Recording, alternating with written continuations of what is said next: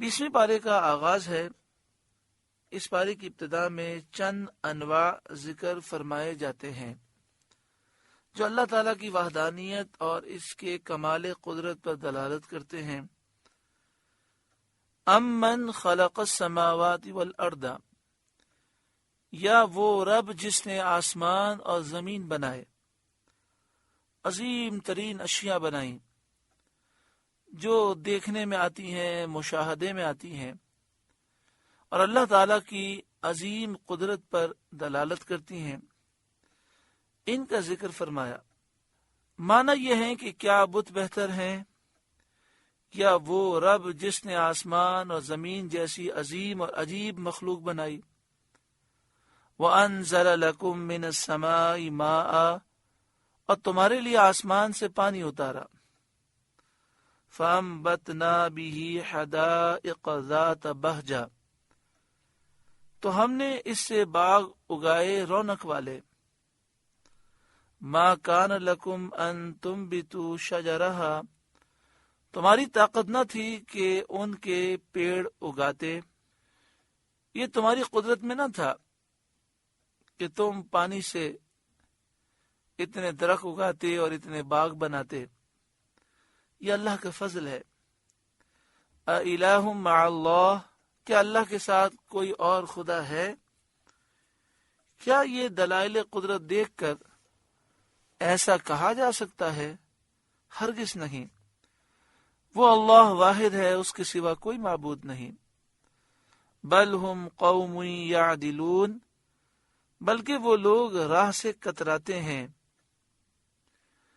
جو اس کے لیے شریک ٹھہراتے ہیں وہ سیدھی راہ سے دور ہٹے ہوئے ہیں۔ امن جعل الارض قرارا، یا وہ جس نے زمین بسنے کو بنائی، رہنے کے لیے زمین بنائی۔ وجعل خلالہا انہارا، اور اس کے بیچ میں نہریں نکالیں۔ وجعل لہا رواسیا، اور اس کے لیے لنگر بنائے۔ وزنی پہاڑ زمین پر بنائے جو زمین کو جنبش اور حرکت سے روکتے ہیں۔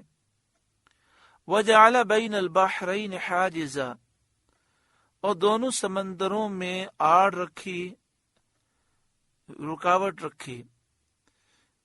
یہاں بحرین سے مراد میٹھا پانی اور نمکین پانی ہے۔ یہ پانی کے دونوں ذخیرے دنیا میں ہیں۔ نمکین پانی کو ہمارے عرف میں سمندر کہتے ہیں، جہاں نمکین پانی کا ذخیرہ ہوتا ہے، اور میٹھے پانی کا جہاں ذخیرہ ہوتا ہے اسے ہم دریا کہتے ہیں۔ پھر دریا سے نہریں نکلتی ہیں، پہاڑوں سے چشمے بہتے ہیں، کنویں کھودے جاتے ہیں۔ جو کنویں کھودے جاتے ہیں اس میں بھی دو قسم کے پانی ہوتے ہیں۔ تو فرمایا کہ ہم نے ان دونوں پانی کے ذخیروں کے درمیان میں ایک حاجزہ، آڑ، رکاوٹ رکھی کہ کھاری میٹھے ملنے نہ پائیں۔ اِلَٰهٌ مَّعَ اللَّهِ، کیا اللہ کے ساتھ کوئی اور خدا ہے؟ بل اکثرهم لا يعلمون، بلکہ ان میں اکثر جاہل ہیں جو اپنے رب کی توحید اور اس کے قدرت و اختیار کو نہیں جانتے اور اس پر ایمان نہیں لاتے، یہ لوگ جاہل ہیں۔ امن یجیب المضطر اذا دعاہ، یا وہ جو لاچار کی سنتا ہے جب اسے پکارے۔ اللہ تعالی دعائیں سنتا بھی ہے اور دعائیں قبول بھی فرماتا ہے، حاجت روائی فرماتا ہے۔ وَيَكْشِفُ السُّوءَ، اور دور کر دیتا ہے برائی تکلیف۔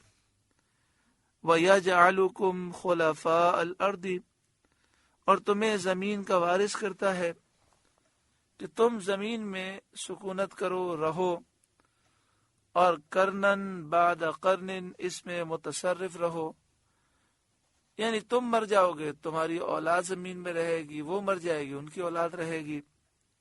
اِلَٰهٌ مَّعَ اللَّهِ، کیا اللہ کے ساتھ کوئی اور خدا ہے؟ قَلِيلًا مَا تَذَكَّرُونَ، بہت ہی کم دھیان کرتے ہو، سوچ و فکر نہیں کرتے، نصیحت حاصل نہیں کرتے۔ امن یہدیکم فی ظلمات البر والبحر، یا وہ جو تمہیں راہ دکھاتا ہے، راستہ دکھاتا ہے. امن یہدیکم، یا وہ جو تمہیں راہ دکھاتا ہے، راستہ دکھاتا ہے، تمہارے منازل اور مقاصد کی راہ دکھاتا ہے. فی ظلمات البر والبحر، خشکی اور تری کی اندھیریوں میں ستاروں کے ذریعے تمہیں راستہ دکھایا جاتا ہے، علامتوں اور نشانیوں کے ذریعے تم راستہ سمجھتے ہو. وَمَن يُرْسِلُ الرِّيَاحَ بُشْرًا بَيْنَ يَدَيْ رَحْمَتِهِ، اور وہ کہ ہوائیں بھیجتا ہے اپنی رحمت کے آگے خوشخبری سناتی. یعنی بارش سے پہلے ایسی ہوائیں آتی ہیں جو بارش کی خبر دیتی ہیں. اَإِلَٰهٌ مَّعَ اللَّهِ، کیا اللہ کے ساتھ کوئی اور خدا ہے؟ تَعَالَى اللَّهُ عَمَّا يُشْرِكُونَ، اللہ ان کے شرک سے برتر ہے، پاک ہے. اَمَّن يَبْدَأُ الْخَلْقَ، یا وہ جو مخلوق کی ابتدا فرماتا ہے، پہلی مرتبہ جس نے پیدا کیا. ثم یعیدہ، پھر اسے دوبارہ بنائے گا اس کی موت کے بعد. اگرچہ موت کے بعد زندہ کیے جانے کے کفار مقر اور معترف نہ تھے، کافر نہیں مانتے تھے، اور وہ کہتے تھے کہ مرنے کے بعد دوبارہ اٹھنا نہیں. لیکن جب اس پر براہین قائم ہیں، دلائل موجود ہیں، تو ان کا اقرار نہ کرنا اور نہ ماننا کچھ قابل لحاظ نہیں، کوئی اس کی حیثیت نہیں. بلکہ جب وہ ابتدائی پیدائش کے قائل ہیں، جب یہ مانتے ہیں کہ پہلے اللہ نے ہمیں بنایا، ہمیں پیدا کرنے والا اللہ ہے، تو انہیں اعادے کا قائل ہونا پڑے گا، انہیں یہ ماننا پڑے گا کہ دوبارہ بھی اللہ ہی پیدا کرے گا، کیونکہ ابتدا اعادے پر دلالت قویہ کرتی ہے. یعنی پہلی مرتبہ جو بنانے پر قادر ہے وہ دوسری مرتبہ بھی بنانے پر قادر ہے. یعنی یہ اب انکار نہیں کر سکتے، ان کے پاس انکار کا کوئی عذر نہیں. وَمَن يَرْزُقُكُم مِّنَ السَّمَاءِ وَالْأَرْضِ، اور وہ جو تمہیں آسمانوں اور زمین سے روزی دیتا ہے. آسمان سے بارش اور زمین سے نباتات. آسمان سے بارشیں نازل ہوتی ہیں، سورج کی روشنی، چاند کی روشنی، ستاروں کی روشنی، اس سے بھی نباتات، پھلوں پھولوں پر اثرات ہوتے ہیں. زمین سے اللہ تعالیٰ تمہیں کتنے پودے، کتنے درخت، کتنے پھل، کتنے پھول، کتنی سبزیاں، کتنے اناج، کتنے میوے دیتا ہے.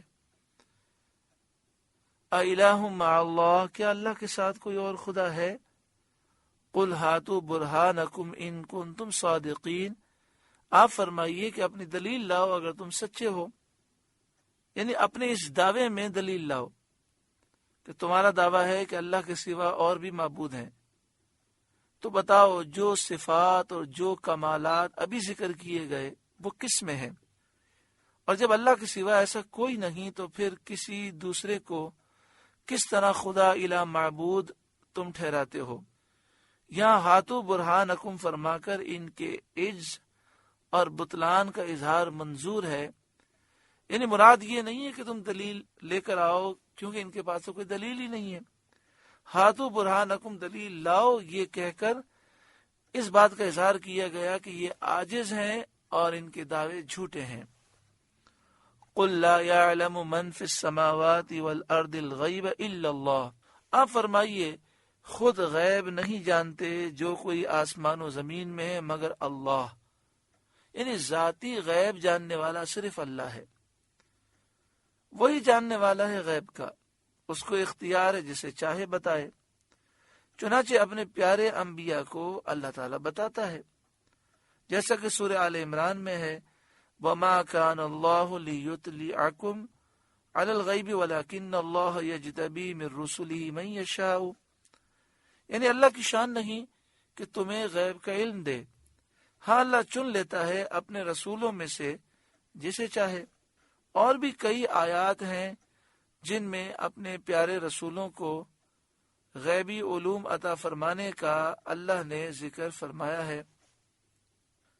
خود اسی پارے میں اس سے اگلے رکوع میں موجود ہے، وما من غائبۃ فی السماء والارض الا فی کتاب مبین، جتنے غیب ہیں آسمان و زمین کے سب ایک بتانے والی کتاب لوح محفوظ میں ہے۔ لوح محفوظ میں کیوں لکھا گیا؟ میں اور آپ اس لیے لکھتے ہیں کہ کہیں بھول نہ جائیں۔ اللہ تعالیٰ کا علم تو ہمیشہ سے ہمیشہ رہے گا۔ یہ لوح محفوظ میں لکھا گیا اللہ کے پیاروں کے لیے، جس کی رسائی ہوتی ہے، جو دیکھتا ہے وہ لوح محفوظ سے پڑھ کر علوم غیبی حاصل کرتا ہے۔ وَمَا يَشْعُرُونَ أَيَّانَ يُبْعَثُونَ، اور انہیں خبر نہیں کہ کب اٹھائے جائیں گے۔ بَلِ ادَّارَكَ عِلْمُهُمْ فِي الْآخِرَةِ، کیا ان کے علم کا سلسلہ آخرت کے جاننے تک پہنچ گیا، اور انہیں قیامت قائم ہونے کا علم و یقین حاصل ہو گیا جو وہ اس کا وقت دریافت کرتے ہیں۔ یعنی جب کافروں نے کہا کہ ہمیں بتائیے قیامت کب آئے گی، تو فرمایا گیا کہ یہ قیامت کو مانتے ہی نہیں ہے۔ کیا قیامت قائم ہونے کا انہیں علم اور یقین حاصل ہو گیا کہ سوال کر رہے ہیں کہ قیامت کب آئے گی؟ بل ہم فی شک منہا، کوئی نہیں، وہ اس کی طرف سے شک میں ہے، یعنی انہیں ابھی تک قیامت کے آنے کا یقین نہیں ہے۔ بل ہم منہا عمون، بلکہ وہ اس سے اندھے ہیں۔ سورۃ النمل کا 5واں رکوع مکمل ہوا۔ اللہ تعالیٰ اس رکوع کے نور سے ہمارے قلوب کو روشن فرمائے۔